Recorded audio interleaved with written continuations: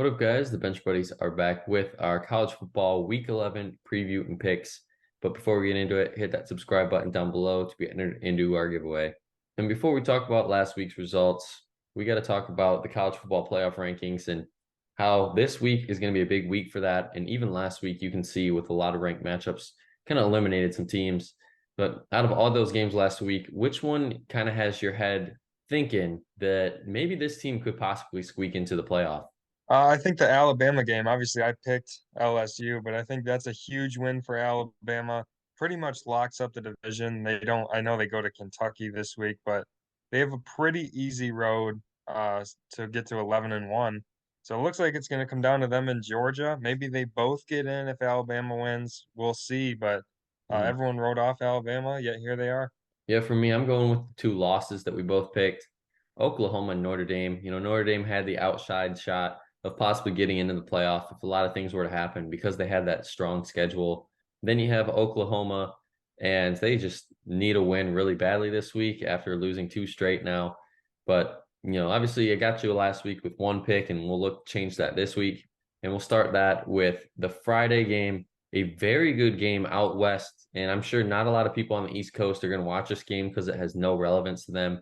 But if you love football and you love meaningful football, this is what you got. UNLV is 7-2, Wyoming 6-3, and big battle in the Mountain West. And I'm going with Las Vegas here at home. They've played really well this year. Their only conference loss obviously came a few weeks ago, and then their other loss is to Michigan. So this team has been playing a very good football so far, and it's tough to bet against the home team in these matchups. Yeah, I'm also going with the Rebels here. I think the Mountain West has a chance to send its champion to New Year's Six Bowl. They'll definitely be in the mix, and I think UNLV could possibly be that team if they can win out. Then moving to Saturday, you got our favorite team, the Wolverines, going on the road to Penn State. And we were talking about before we started the video here.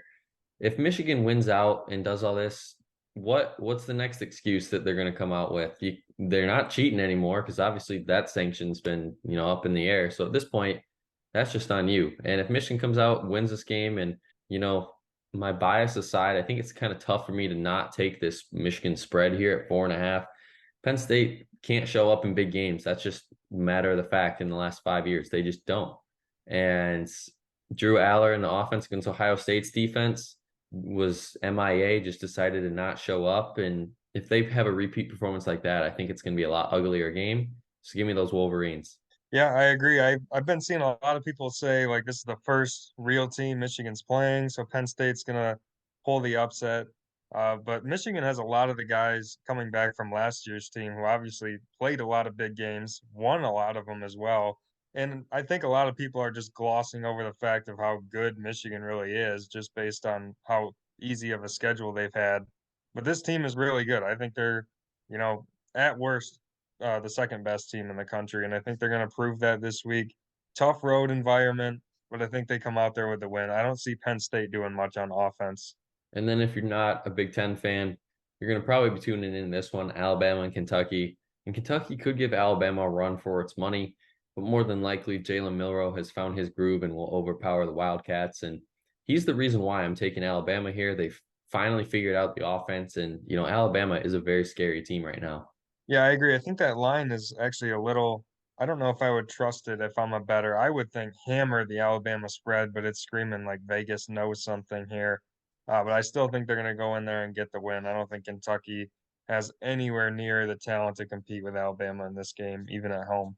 Then at 2 o'clock, we have our first different pick this week. And I'm going with the Buffs at home. And, I've been rolling with them for the last few weeks here, and it feels like they're due. But Arizona, though, I do have to give them their credit. They just have played outstanding football this year, and they're probably the best three-loss team in the country right now. Their three losses, one in overtime to USC, Washington by 7, and I can't remember the third team, but it was another ranked team that they lost, or it was Mississippi State on the road that they lost by 7. So they're not playing these teams that are bottom of tier and losing.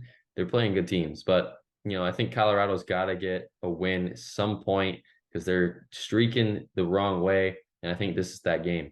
Yeah, I don't know if I see it. I know Colorado's had a lot of chances here, home games, chances for upsets, but I think they're going to come up just short here again. I'm very impressed with Arizona. I think they're ascending. And I think they're going to continue to do that. This is a program that's really on the rise. And then at 3:30, Miami, Florida State, and I think beginning of the year, not even beginning, probably a quarter of the way through this season, you're thinking, okay, this might be the game that decides the ACC, and it kind of still does a little bit, but not in favor of the Seminoles. They lose this one, they're more than likely still going to go to the ACC championship. But Miami, they've got to win out somehow, some way, and figure it out. And ever since they didn't take that knee, this Miami Hurricanes team has not been the same team. So I got to go with the Seminoles here at home. Yeah, I could see Miami being competitive in this game, big rivalry, and Miami's still a pretty solid team. A lot of people just are hung up on that lack of taking a knee, but I still think Florida State playing at home, and they have a lot more to play for here. So I think they do end up getting this win. I think it's a type of game where it's close going into the third, maybe the fourth, and then the Seminoles pull away late. And then a big Big Ten game, especially for the Iowa Hawkeyes. Get a 6-3 Rutgers team on the road, and I just don't get how this over under. It seems like every time I see Iowa, it gets lower and lower, and it proves itself. It's always the under. Last week, the Northwestern Iowa game was 32.5, and it still hit the under. So I'm gonna go with the under here in this one, and I think it's gonna be a 14-10 victory by Rutgers on the road and really open that Big Ten, the other side of the Big Ten up. Yeah, this will be some Big Ten football. Vegas is expecting a lot of fireworks in this game, a lot of offense. I'm going to go the other way. I think there's going to be a little bit of defense here, maybe not a ton of points. I know Iowa's been on a scoring rampage. They put up 10 last week Mhm. at Wrigley Field. So this week, I think it's going to be, we'll go 12-7 Iowa, grind it out. They'll have some good punts, some good, I guess that's about it. Good punts, good kicking. Good tackling, good tackling. Exactly. And then a complete polar opposite of what that game's going to be. Hopefully, you get true fireworks here. Tennessee and Missouri, and Missouri's coming off that loss against Georgia, and I don't think too many people gave them enough credit for hanging with Georgia for that long. And if Brady Cook doesn't throw that kind of wimpy interception right to the lineman's hands, they're driving down that field and possibly could have taken the lead. But obviously that didn't happen, and they just didn't do enough towards the end of the game to win. But now they get another challenge, and Tennessee is no joke. And I like Missouri at home just because I think they're ready for that bounce back. They got that taste of, a top 25 team. And Tennessee, has had very inconsistent games. So I'm going with Missouri at home. Yeah, I think this is a big game for both of these teams. They're both kind of out of the SEC race, but they're both teams that people look at as being really good, but neither of them have a marquee win. So this is a big chance for both of them. And I think Missouri at home, I'm kind of uneasy that they're a home dog here, but I think they're still going to be able to get it done. I think Tennessee, a lot of people are high on them, but they haven't really proved anything yet this year, and I think that'll continue. And then another great game at 3:30, Utah, Washington. And just a month ago, I think a lot of people were circling this game as being probably the biggest game in the Pac-12 this year, but unfortunately that's not the case. Utah has struggled in that last month, and Washington has kind of coasted to where they are now. And the game last week against USC pretty much in my eyes opened up that Washington needs to be in the college football playoff. And if they get another win this week at home, another convincing win, it's hard for me to just see the committee not put this team in the top four. Yeah, I think that was their biggest mistake this week. I don't know how Washington didn't jump going to USC last week, getting another big win. And I was a little down on Washington. They had two weird performances where they struggled with really bad teams, but they proved themselves last week. You can't take that one away from them. So I think they'll get right back on track, get a pretty easy win this week at home, and I think it's setting up to be Washington and Oregon at the end of the year. And then at 7, the biggest game, in my opinion, even being a Michigan fan, for the college football playoff this week. And that's just because Ole Miss, what I think they're going to do is go in there, beat Georgia. And if that's the case, then I think this whole playoff thing is going to be thrown all up in the air because let's say Michigan wins out, Ohio State wins out, one of those teams has to lose. So then there's only 3 undefeated teams left that's going to make it if they all win out, of course. And who's going to be that 4th team that gets in with that one loss? And there's some really solid one-loss teams right now. And I love to see that chaos in the last year of the 4-team playoff. And I think it starts right here in week 11 with the Rebels going on the road and beating the Bulldogs. I will say if they can do it, which obviously I'm not picking them to, this would cause so much chaos in the SEC. Because if they win this game, Ole Miss is still not going to go to the SEC championship.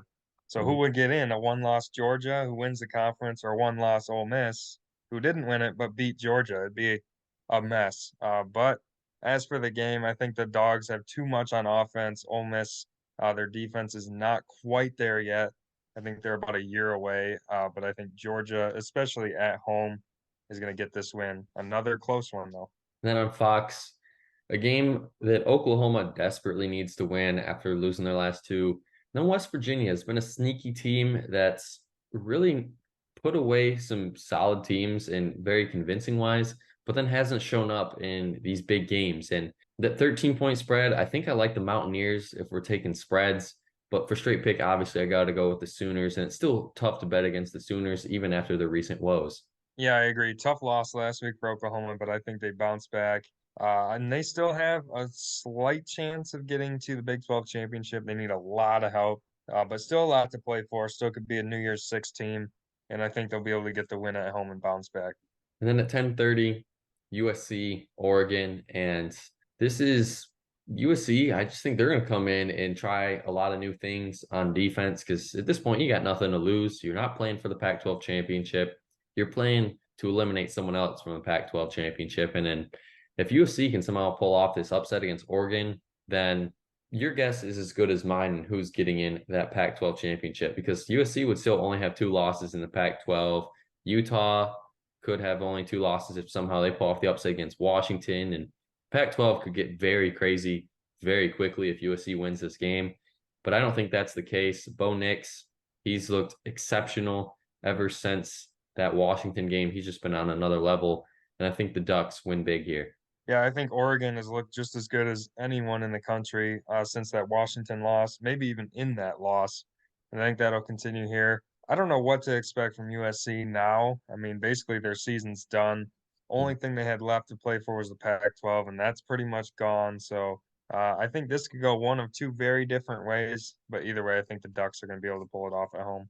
And that's going to be it for our picks and preview this week. Make sure you guys come back next week to see how we did for this week's picks and to see us break down next week's games. But until the next week, the Bench Buddies are out.